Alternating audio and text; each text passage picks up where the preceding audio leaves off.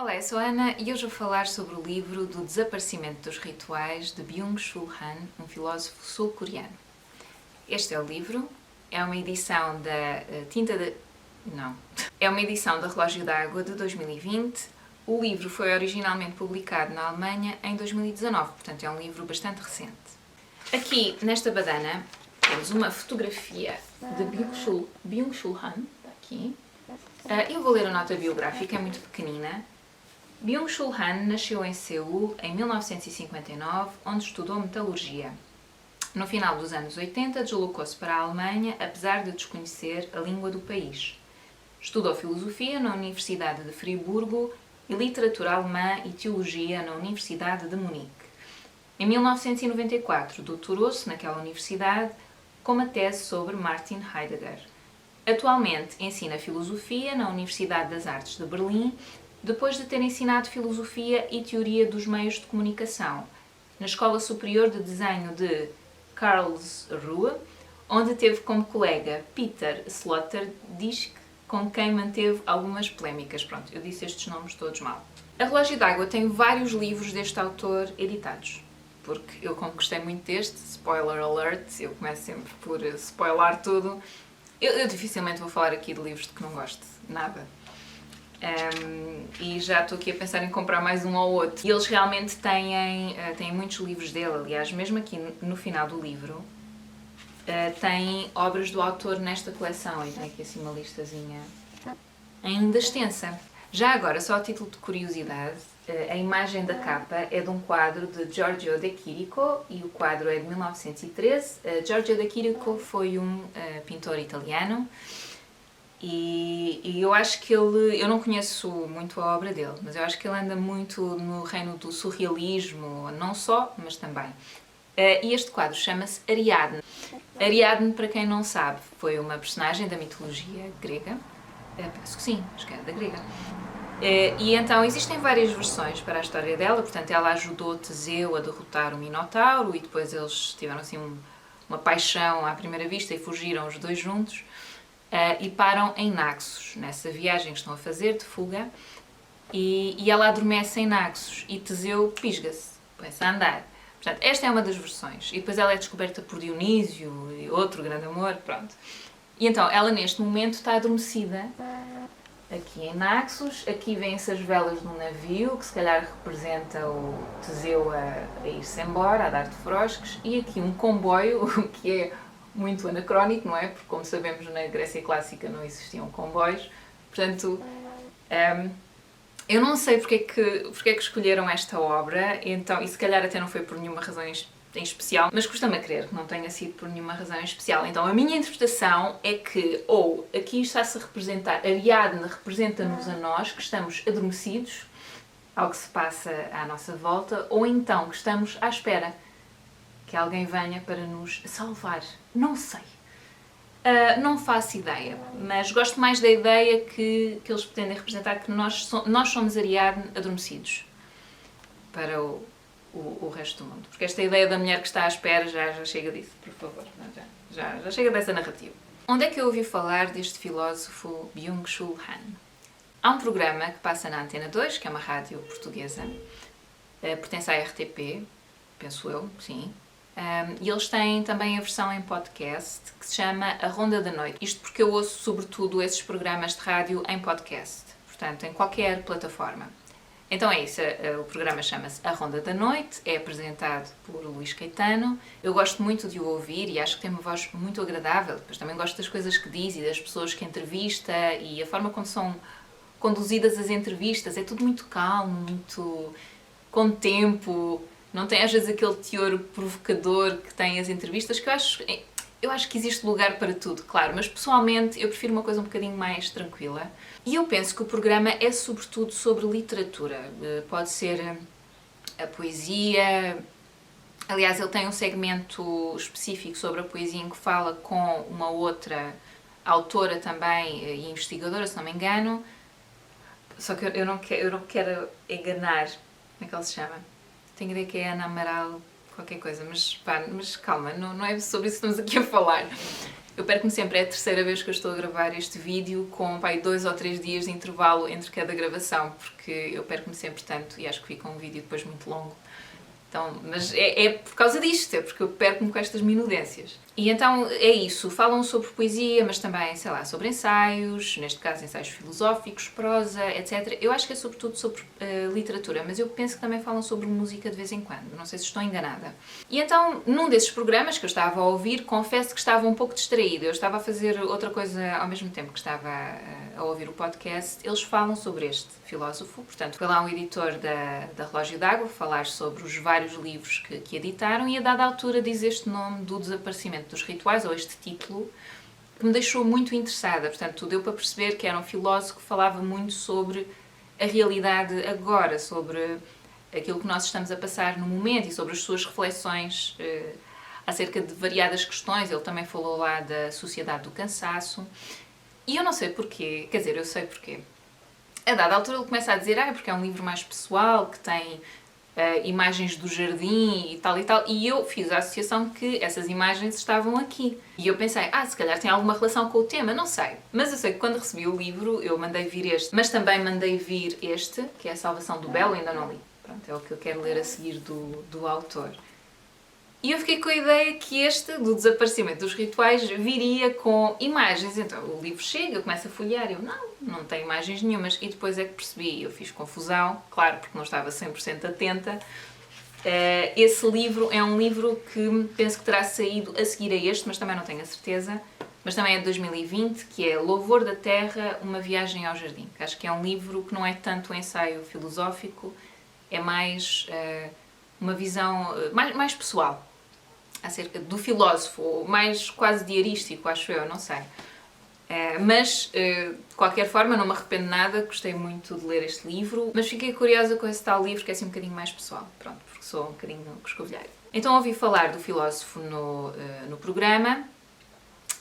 Entretanto fui procurar por ele no YouTube, ver se tinha assim alguma palestra, alguma coisa. Eu gosto às vezes só de os ouvir um bocadinho, só perceber se é algo que me possa interessar. E descobri um documentário no YouTube, eu vou colocar o link lá em baixo, sobre um outro livro que ele lançou, que é A Sociedade do Cansaço, e o documentário é precisamente sobre esse ensaio. E gostei muito do documentário. E então pensei, ok, vou arriscar, e comprei estes 2 livros. Há uma questão que eu acho um bocadinho engraçada em relação a estar a gravar este vídeo, porque, segundo tudo aquilo que eu li neste livro e sobre o ponto de vista deste filósofo, parece que eu estou a quebrar um ritual ao produzir este vídeo. Ou seja, em vez de estar a ler o livro só para ler o livro, posso retirar alguma coisa ou não retirar, mas enfim, apenas usufruir do prazer de o ler, estou a lê-lo já com aquela perspectiva de produzir alguma coisa, neste caso, produzir este vídeo. Portanto, como se estivesse a quebrar o ritual, estivesse a transformar uma coisa que podia ser um ritual num produto. E eu achei isso bastante irónico. E talvez, por outro lado, também, esta coisa de gravar o vídeo e colocar na internet tenha algo de narcisista, que é outra coisa de que ele fala aqui neste livro também, como um problema da sociedade de hoje, de me expor ou de achar que a minha opinião vale alguma coisa. Enfim, não sei. É claro que eu acho que existe sempre um exercício um pouco narcisista em colocarmos-nos nestas plataformas, não é? Em que nos estamos a editar, em que nos estamos a ver, em que achamos que aquilo que nós temos a dizer tem valor. Não é? Mas isso eu também poderia dizer, por esse raciocínio, que não sei se está correto sequer, também se poderia dizer que ele está a ser um bocadinho narcisista ao publicar um livro e achar que as suas ideias têm valor e são importantes.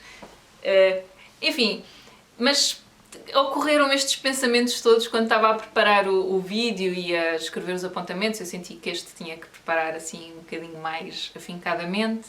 Então achei todas estas questões um pouco irónicas. Então, o livro está dividido em vários capítulos. Há aqui uma pequena nota prévia mesmo, uma notinha aqui no início, em que ele nos diz ao que vamos. E depois aqui temos o índice, com os vários capítulos. A coação para produzir, a coação para ser autêntico, rituais de cerramento, portanto de encerrar, festa e religião, jogo de vida ou morte, o fim da história, império dos signos, do duelo à guerra dos drones, do mito ao dataísmo. O dataísmo aqui tem a ver com dados, com a recolha de dados, e da sedução da pornografia. Pronto, e depois bibliografia. A bibliografia está composta sobretudo por livros em alemão, portanto eu suponho que sejam livros que não estão traduzidos para português, ou pelo menos, não sei bem como é que isto funciona, não sei se uma editora colocaria aqui livros que estariam editados noutras editoras, ou se limitou a colocar a bibliografia que está no livro original em alemão. Isso não faço a menor ideia. Cada capítulo é um capítulo bastante pequeno, portanto, eles são compostos, imaginem, por 6 páginas, talvez. Eu não os contei, mas são capítulos pequeninos, que dá jeito, pronto, torna mais fácil de digerir. Eu acho que a comunicação neste livro é simples, eu fico sempre com muito medo quando compro estes livros de ensaio filosófico, porque não é a minha área de todo, não é? Eu sou completamente autodidata nestas coisas. Tenho medo de encontrar um livro que seja demasiado académico e de que eu não pesque nada. Até agora a minha experiência tem sido que mesmo que eu não entenda tudo, retiro sempre tanta coisa que eu acho que vale a pena. Neste caso, eu acho que ele tem aquela preocupação de comunicar com o leigo, portanto, não só com o académico, mas também com o leigo. E isso, se calhar, também tem a ver com a formação dele como professor. Portanto, eu acho que os capítulos são entendíveis. Acho, no entanto, que a linguagem dele, de vez em quando, é um pouco tortuosa. Mas eu isso acho que tem a ver mais com o estilo dele. E acho que também não tem que ser tudo sempre tão claro e tão transparente. E nós também temos que trabalhar um bocadinho a nossa capacidade de interpretação. Eu não sei, foi se interpretei tudo bem, não é? Mas sei que pelo menos fiz esse trabalho e eu acho que isso é positivo. E acho que, no geral, consegui perceber o que é que ele queria transmitir. Mas isto é wishful thinking, não tenho a certeza se atingi. Portanto, eu vou partilhar o meu ponto de vista, não é? Eu acho que a leitura dos livros, a riqueza é essa, é que cada um de nós traz o seu ponto de vista à leitura dessa obra. E por isso é que eu acho que os clubes de leitura são tão interessantes nesse sentido, porque as pessoas lendo o mesmo livro vão ter sempre diferentes interpretações, diferentes pontos de vista, e eu acho que isso é muito rico. Não temos que estar todos de acordo, e da mesma forma que eu não estou de acordo com tudo o que li aqui neste livro. Agora vou falar sobre aqueles pontos que eu acho que, de uma maneira geral, perpassaram praticamente todos os capítulos, a começar pelo neoliberalismo.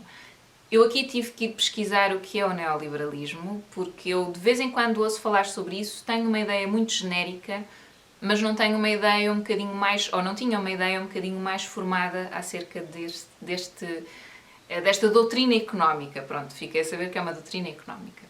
Isto porque ele, muitas vezes, e logo no primeiro capítulo, refere-se ao neoliberalismo quase como a causa de todos os males. Eu tenho que fechar aqui o cortinado, que eu estou a apanhar com o sol, está-se a refletir no estendal e está-me a gostar de ter os olhos abertos, não é? Não é muito agradável. Então, ele refere-se muitas vezes ao neoliberalismo como quase a causa de todos os males. Mas não diz o que é o neoliberalismo. Então eu pensei, bom, deixa-me pesquisar. Vi vários videozitos, encontrei um que achei que estava assim mais resumido, direto, sem grande conversa, então vou resumir o que vi nesse vídeo. Portanto, o neoliberalismo é uma doutrina económica que existe no sistema capitalista e é a doutrina económica vigente. Então, o sistema capitalista já existe há vários anos e já teve várias doutrinas económicas. Acho que, e aqui eu posso estar a lembrar-me mal, mas penso que terá começado com o liberalismo, depois veio outro keynesianismo, já não sei como é que se chama, não sei se é assim que se diz, e depois veio então o neoliberalismo, que é a doutrina vigente. E que assim, de uma forma muito genérica, trata sobretudo da privatização de estruturas e serviços estatais, portanto o Estado vai se afastando dessas estruturas, de uma flexibilização da legislação laboral, ou seja, os trabalhadores ficam mais expostos e ficam numa posição mais fragilizada. Essa própria privatização desses serviços públicos, imaginem, saúde, escolas, faz com que Quem tem mais dinheiro é que tem acesso a essas estruturas e a esses serviços. Portanto, isto de uma forma muito básica, foi isto que eu entendi que é o neoliberalismo. Eu penso que nós cá em Portugal nós temos escolas públicas e temos o Serviço Nacional de Saúde. Mas, às vezes, quando estas estruturas públicas não funcionam muito bem, o que continua a acontecer é que estas questões, quer dizer, eu não estou a dizer que não funciona muito bem cá em Portugal, eu acho que depois depende de cada instituição, funciona de forma diferente. Então, no mesmo Serviço Nacional de Saúde, podemos ter hospitais e escolas que funcionam muito bem e podemos ter hospitais e escolas que funcionam muito mal. Agora, o que eu acho, e daquilo que eu observo e da forma como na minha escola, quando eu andei no liceu, separavam os alunos que eram das famílias ricas e menos problemáticos para uma turma, mas se existisse um aluno de uma família rica problemático, ia para essas turmas que eram as primeiras até A, B, C, dos alunos que vinham de famílias problemáticas, eram eles próprios problemáticos, porque essas coisas depois costumam estar ligadas, mais pobres, etc., para o fim, a turma P, não, F não, mais para baixo, turma P, turma O. Isso aconteceu no meu liceu, portanto, há 20 anos. Então, há 20 anos? Há mais de 20 anos, já há 30 anos. Não, há 30 anos. Não, sim.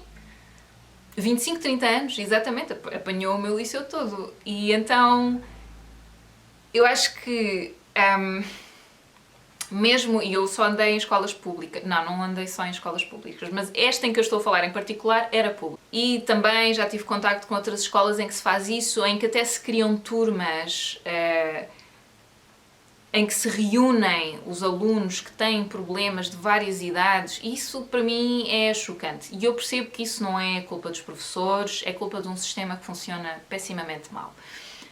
Mas sempre me chocou muito, porque tu estás a fazer segregação. E eu, quer dizer, isto é uma coisa a que eu assisti.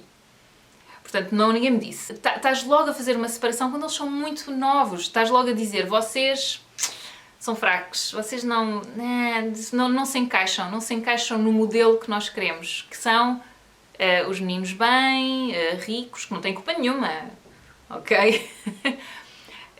E os bons alunos, etc. Portanto, se sais um bocadinho desse molde, ou se tens o azar de nascer numa família mais pobre, com dificuldades, que passa por dificuldades, és relegado para segundo plano. Então, eu acho que o nosso sistema é mau, ok? Acho que é mau.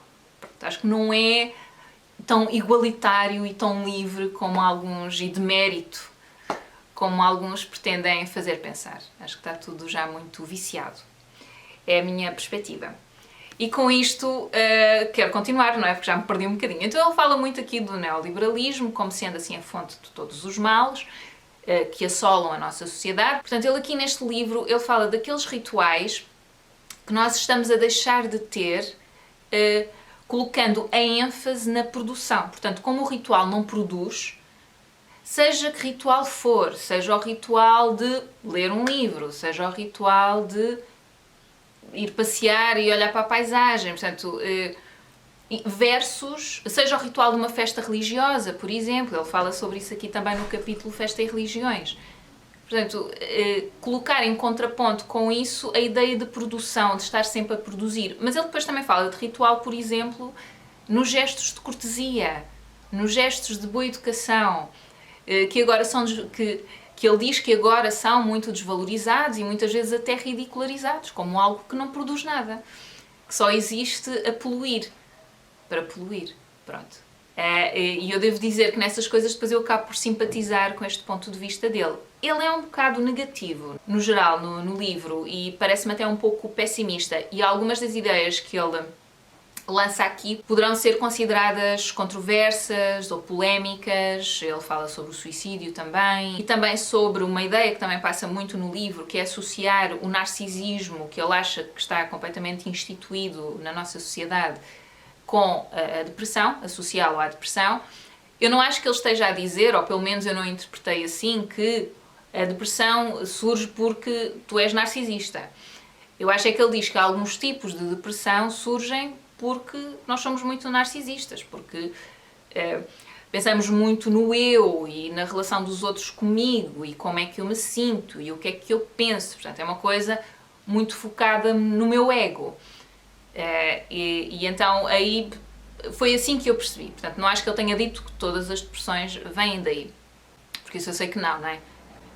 Há a depressão crónica e há a depressão que advém do trauma e etc. Portanto, obviamente que não vêm todas disso, mas eu acredito que sim, que algumas venham e que venham com a comparação. E eu aqui penso automaticamente nas redes sociais, que são feitas, eu acho, assim, depende sempre de como é que nós usamos as redes sociais, mas eu acho que é natural que se replique na rede social, que é composta por seres humanos, o modelo que existe na sociedade, um bocado, não é? Acho que isso é bastante natural. Então, se eu acho que a rede social pode ser usada para partilhar qualquer coisa, uma informação mais falsa ou mais verdadeira, mas ou um trabalho, ou um livro, um poema, etc. Portanto, que até pode servir o ritual, entre aspas, também é muito usada para mostrar o quão bem eu estou na vida, olha este sítio que eu vim visitar. E o que é que isso serve?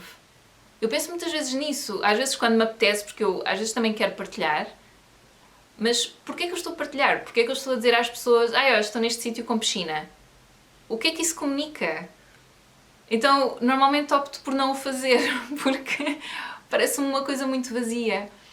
Mas não quer dizer que eu também não caia nessa ratoeira. Claro, eu sou uma filha deste mundo, não é? E eu vivo nesta realidade, então também me deixo influenciar por estas pressões de produzir conteúdo. Pronto, e então é isso, ele fala de vários temas que vão surgindo. Portanto, a ideia do neoliberalismo ser a fonte de muitos males, a ideia de associar o narcisismo à produção, outra ideia de que ele fala também é de que nos exploramos voluntariamente, eu acho que isso pode-se ligar às redes sociais, sim, em que partilhamos muita informação nossa, muita... Bom, é isso, em que nos expomos constantemente, quer dizer, alimentamos aquela máquina sem isso estar a criar grande conteúdo, não é? A não ser a de partilharmos um pouco o nosso ego, ou afagarmos um pouco o nosso ego. E o que é que nós estamos a tentar fazer? Provocar inveja? Eu não sei. Eu digo quando o conteúdo é esse, quando o conteúdo é, olha esta magnífica piscina onde eu estou, olha este não sei o que onde eu estou. Pá, piscina, eu ando um bocado obcecada com piscinas ultimamente, porque eu ano passado não apanhei quase sol nenhum, não fui a piscina nenhuma. Eu digo piscina porque eu estou em Viseu, nós não temos praia em Viseu, não é? Pronto. Porque eu prefiro praia, 1000 vezes. 1000 vezes, eu gosto das duas coisas, na verdade, mas gosto mais de praia, porque tens a areia e tens o cheiro, a maresia, é uma maravilha. Bom, então ando assim a sonhar com isso, ando um bocado obcecada. Mas essa coisa, partilhar essas coisas parece-me um pouco... Parece que o objetivo é esse, quer dizer, não tem grande conteúdo, percebe, não tem grande mensagem. Eu não estou a dizer que são todas assim, mas muitas são assim. Então eu embirro um bocadinho com esse tipo de comunicação, mas depois também pensei na ideia de que nos exploramos voluntariamente num trabalho. Por exemplo, que achamos que temos que dar mais horas, que temos que ficar... Bom, é isso, temos que trabalhar mais horas, ficar mais tempo, já não estamos no trabalho, mas ligam-nos para o telemóvel, temos que atender. Agora, eu acho que porque eu já pensei sobre isso e já tive um ponto de vista em que acho que nós temos que estabelecer o limite. E eu acho que sim, acho que nós temos que estabelecer o limite, mas eu acho que a culpa não está tanto em nós, no trabalhador que quer assegurar esse trabalho e que quer ser valorizado pelo seu patrão, não é? Porque arranjar trabalho não é assim tão fácil, não é? Portanto, eu não acho que o problema esteja tanto no trabalhador, acho que é mais no sistema que te comunica isso, que te comunica que tu tens que te sacrificar por um trabalho que te paga misérias, não é? Miseravelmente, e naquela perspectiva de talvez subires na carreira. Eu já estive em vários trabalhos diferentes e a conversa é sempre a mesma. Se tens força, é sempre a mesma, e eu já fiz trabalhos diferentes, completamente diferentes. Se queres ficar, se queres ser valorizado, na perspectiva de ascenderes aqui na carreira, tens que dar o litro, tens que vestir a camisola, tens que te sacrificar. E é de género... Eu, se no início ia um bocadinho atrás dessa cantiga, a dada altura pensei, mas porquê? porque o dinheiro que eu estou a dar a ganhar não está a vir para mim. Eu estou a ganhar o ordenado mínimo, nestes trabalhos em particular. Mas mesmo que ganhes fortunas, e onde é que está o espaço para o resto? Onde é que está o espaço para a tua família? Onde é que está o espaço para o teu crescimento pessoal que vai impactar a vida de quem te rodeia também? Onde é que está o espaço para o ritual? Não é? Mas eu acho que isso é uma culpa, sinceramente, porque mais do sistema do que nossa. E eu acho que nós temos responsabilidade, claro. Ainda ontem tive esta conversa com o Luís. Nós temos responsabilidades do nosso lado. A conversa com o Luís até surgiu por causa da reciclagem. Porque a responsabilidade foi muito colocada em nós, não é? Nós é que temos que fazer reciclagem, nós é que temos que nos portar bem. Mas as grandes indústrias que poluem, essas é que têm que mudar a sua forma de trabalhar. Essas é que têm que reciclar, essas é que têm que, se calhar, ir para as energias renováveis. Não é? Porque aquilo que nós individualmente fazemos tem pouquíssimo impacto no ambiente. Há inúmeros estudos que dizem isso. Agora, eu pessoalmente vou sempre fazer aquilo que estiver no meu alcance e que em consciência eu acho que tenho que fazer para melhorar o meu mundo. Mesmo que tenha um impacto infinitésimo, eu vou continuar a reciclar, eu vou continuar a tentar comprar coisas que não venham em embalagens de plástico, eu vou continuar a tentar não desperdiçar água, eu vou continuar a fazer isso tudo. Agora, a grande responsabilidade não está no pequenino, eu acho que está nas grandes indústrias. Pronto, e aqui, então a conclusão a que nós chegamos, eu acho que ele não se importa que eu partilhe, mas é a conclusão a que toda a gente vai chegando, acho eu, quando começa a pensar nestes assuntos, é que a pressão que nós podemos fazer é de exigir às empresas não comprar a essas empresas, comprar a outras. Agora, o problema é que depois as empresas que são sustentáveis, que têm aquele cuidado todo com a embalagem, no outro dia recebi uma encomenda da Lush que vinha com umas coisinhas, um enchimento que eu até escrevi uma mensagem a perguntar, olha, isto é para reciclar aonde? E aquilo era biodegradável, era de amido de milho. Também apanhei uma conversa no Instagram, por acaso, da Fashion Revolution Portugal, acho que é assim que se chama, em que elas falam de embalagens em amido de milho, portanto é o mesmo material e que é biodegradável. E isso é o futuro se queremos continuar neste planeta e deixar... Nós já vamos sofrer os efeitos das alterações climáticas, não é? E quanto mais os nossos filhos e etc. Quer dizer, então é naquela perspectiva disto ser sustentável o máximo de tempo possível. Portanto, eu não me vou demitir da minha responsabilidade pessoal, mas com consciência de que a responsabilidade maior não é minha, é dessas grandes indústrias. Então, como forçar essas grandes indústrias a mudar a sua forma de trabalhar? Porque essas grandes indústrias e corporações, a mim o que me parece é que querem o lucro rápido, é uma coisa muito a curto prazo. Para agora, portanto, não estão a pensar e não estão muito preocupadas a longo prazo, porque daqui a 30 anos já cá não estou, quero lá saber, eu quero é gozar a vida ao máximo, eu não sei. O poder corrompe, não é? Já dizia o outro. Por acaso, acho que o Byung-Chul Han também tem um livro que fala sobre o poder. Eu já me perdi aqui um bocadinho, mas tem a ver com esta história de nós nos autoexplorarmos. E eu acho que é um sistema que nos obriga um bocado a isso. É muito difícil fugir a isso se queremos. Nós temos que trabalhar para viver, não é? Se queremos viver em sociedade e pronto, e nas cidades, etc., tem que ser. Portanto, acho que é muito difícil fugir a isso. Ele tem aqui um livro que é sobre o poder.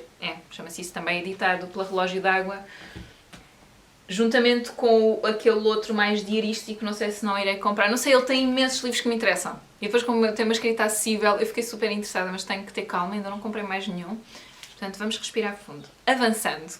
Outra ideia que perpassa os vários capítulos é esta necessidade da urgência da produção, de estar sempre a produzir, seja informação, seja objetos em particular, seja comunicação, e há aqui, eu aproveito para falar de algo que eu gostei muito de ler, que foi o capítulo Festa e Religiões, é aqui que está essa ideia, que é a ideia de uma comunicação que pretende produzir informação. E eu nunca tinha pensado nisso dessa forma. Portanto, aqui na página 42,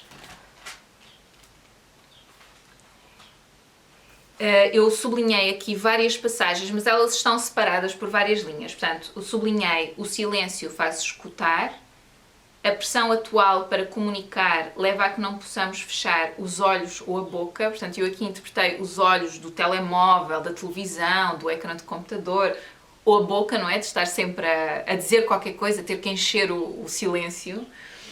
Ou não podemos guardar silêncio porque estamos sujeitos à pressão para comunicar, à coação para produzir. Portanto, ele faz a associação da comunicação como produção. E eu achei essa ideia muito interessante, porque comecei a imaginar quando tu estás a... Por exemplo, eu em contexto social e quando estou assim um bocadinho mais enervada, os silêncios custam-me imenso. Então eu falo muito, apesar de, pessoalmente, eu até preferir um ambiente um pouco mais calmo, mas é muito difícil para mim contornar isso, pronto. E então, às vezes falo demais e sinto que estou a falar em catadupa, e então aqui eu quase que com esta frase, com estas frases que ele escreveu, com esta ideia que ele escreveu aqui neste capítulo, eu associei essa comunicação sempre para encher o vazio, para não haver silêncio, para isso de produzir informação, que muitas vezes nem é informação, é só ruído, às engrenagens de uma máquina que está sempre a pum, pum, pum, pum, sempre a trabalhar. E então gostei muito desta ideia e abriu-me uma janelinha em que eu ainda não tinha pensado fazer essa associação, não é? E depois aqui a comunicação eu acho que também entra muito nas redes sociais, portanto aquela urgência de estar sempre a comunicar algo. Eu ultimamente comunico muito menos porque não tenho, quer dizer, eu não comunico, eu tento que sejam coisas que tenham a ver com o trabalho. Quando faço a publicação, quando são as stories, às vezes não, meto lá o meu gato, por exemplo, é muito mais livre, mas nas publicações que eu faço em concreto, tento que sejam coisas que façam algum sentido para mim partilhar, não é? Mas eu acho que a pressão é para publicares muito, até porque eu depois noto que, como publico com muito espaço de intervalo entre cada publicação, eu tenho cada vez menos gostos, que eu acho que acontece, quer dizer, não sei se é por isso, mas eu diria que acontece porque tenho menos visualizações, porque chego a menos gente, porque fiquei muito tempo sem publicar nada, não é? Então não ajuda o algoritmo, não me ajuda, mas eu tento abstrair-me um pouco disso. Para mim não é tanto isso que é importante, eu tento cultivar mais... Isto está a parecer muito paternalista, desculpem, não era com esse objetivo. Eu acho que todos nós fazemos o melhor que podemos na nossa realidade, ok? Eu estou a falar da minha viagem, pronto, e daquilo que eu faço, e eu tento cultivar mais as relações com as pessoas, apesar de... Eu até gosto de estar sossegada, gosto de estar no meu canto e tal, mas tento cultivar mais essas relações quando são de trabalho, quando são pessoais, sociais, mais do que uma relação com uma série de pessoas que eu não conheço de lado nenhum, que é o que acontece quando eu publico nas redes sociais. Pronto, eu agora, por acaso, só aceito pedidos de amizade ou só confirmo quando conheço as pessoas ou tenho uma vaga relação comigo, porque são amigos do Luís ou porque são amigos dos meus pais, ou pronto, em que existe alguma relação comigo, mas no início não, eu aceitava quase tudo, então não prezo tanto essa relação com a máquina. Agora, eu devo dizer que eu ando muito viciada no meu telemóvel, portanto, para não pensarem que eu venho aqui numa de sou superior, não sou nada superior. Ando a notar que ando muito dependente do telemóvel. Uma coisa que eu fazia era colocar o telemóvel longe quando vinhamos para aqui, para o sofá, ver uma série ou qualquer coisa, e ultimamente não consigo, é muito difícil. E depois há uma parte da série que está a ser muito difícil, está-me a custar porque ou é suspense ou é muito triste, e eu pego no telemóvel para me distrair dessa emoção. Não pode ser! Eu tenho que contrariar isto, tenho que voltar a pôr o telemóvel noutro sítio. Quando vou à casa dos meus pais e estamos a ver qualquer coisa depois de jantar e eu tenho o telemóvel ao pé de mim e quando dou conta também estou a olhar para o telemóvel e a minha mãe está a falar comigo e eu, ai não, vou só responder aqui a isto. Não pode ser. Eu tenho que contrariar isto. Portanto, isto não vem de um lugar de superioridade, ok? Eu também tenho muita coisa que quero aligeirar e que quero tomar mais... como é que se diz? Eu não quero usar a palavra controlo. Detesto essa palavra porque não é isso. Mas ser mais dona daquilo que eu quero fazer, e eu acho que estas máquinas realmente são muito viciantes. São muito viciantes porque distraem-te daquela realidade que se calhar de alguma forma te está a fazer sofrer por um lado, ou que por outro lado requisitam-te com um e-mail ou com uma mensagem a que tu tens que responder agora, mas na verdade não tens. Portanto, eu acho que aqui tem que ser eu a decidir que não está ao pé de mim, vai para ali sem som. Se me ligam a partir das 10 da noite, opá, temos pena. Tivessem ligado mais cedo. Pronto, porque uma urgência, urgentíssima, sei que há outro telefone cá em casa que as pessoas podem usar, as pessoas que poderão precisar dessa ajuda urgentíssima, mas tudo o que seja trabalho, epá, peço desculpa, mas se não for devido ao de morte, só que eu estou a dizer isto, mas não é isso que eu faço, na verdade, mas acho que tem que ser eu a criar essas balizas, porque muitas vezes a pessoa que está do lado de lá não está com essa urgência toda, eu é que imagino que está. Então, acho que até a um certo ponto temos que ser um bocadinho mais rigorosos e mais disciplinados com o uso destas ferramentas. É isso que elas são ferramentas. E por último, ele também fala muito sobre o jogo. E então eu vou falar portanto, o jogo versus a produção. O jogo em contraponto com o trabalho e a produção. E então eu vou dar um exemplo que também foi dos meus capítulos favoritos, em que ele fala sobre a poesia. E este é o capítulo, eu acho que é o Império dos Signos, deixem-me só confirmar. Acho que é esse capítulo. Exatamente, capítulo Império dos Signos. Em que ele faz, é uma apologia da poesia como ritual, como algo que não pretende produzir nada. Em que ele diz, é raro fazermos da linguagem um uso lúdico, não fazemos mais do que deixá-la trabalhar. E depois mais cá em baixo, nos poemas a linguagem joga. O poético não produz. E eu achei esta ideia muito bonita e esta ideia de que a poesia pode ser usada dessa forma, de uma forma lúdica. Até porque, e é claro, isto depois tem a ver com a experiência de cada um, eu não leio poesia. Eu já tentei, quando era mais nova, tive que ler o Fernando Pessoa, claro, é obrigatório, cá em Portugal, e Camões, mas nunca foi algo que me tocasse muito, sinceramente, porque eu acho que tem a ver com o facto de eu sentir que eu não estava a perceber aquilo que eu estava a ler. Portanto, eu claramente estava mais com aquela intenção de tentar retirar significado, que ele aqui associa à produção. Essa urgência em tirar significado das coisas. Portanto, eu não deixei que a poesia, enfim, julgasse. E eu acho que com este novo ponto de vista acerca da poesia, fiquei com mais vontade de experimentar ler poesia. Eu gosto muito de ouvir poesia e tenho tido a sorte de ouvir em diversas ocasiões, mas realmente ler, não. A minha avó gostava muito de poesia e sabia até poemas de cor, e eu fiquei com um ou outro livro dela, que lhe ofereci até, por saber que ela gostava tanto de poesia, então vou experimentar esses. Também tenho muita curiosidade em ler poetas mais recentes.